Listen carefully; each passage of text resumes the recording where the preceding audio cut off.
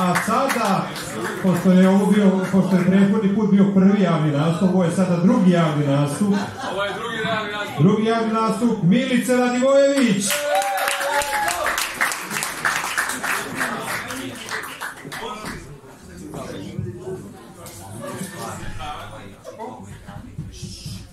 Božić.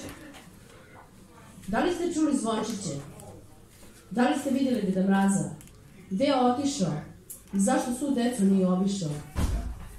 Da, možda je zaboravio. Možda nije stigao zapravo. Da. Možda nije ni obišao ni ono dete čiji otac maltretirao, koga je stigao po kući jer je uneo umjesto badnjaka puno čaša rakije. Da, možda. Recite mi.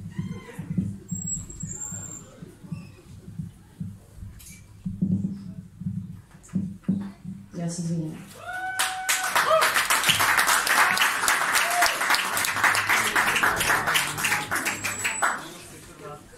Božićno jutro.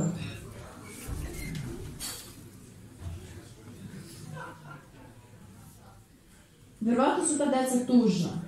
Možda su tužna deca i čije majke nisu uspjele da umese pogaču na taj dan. Da će to baka učinila, a možda i niko. Božićno jutro. A vas nešto tišti. Kida vas. Razara poput bombe. Ne brinite. To je samo Božićno jutro. Ali ipak razmislite. Razmislite dobro. Da li ste srećni? I ako niste, uradite nešto povodom toga.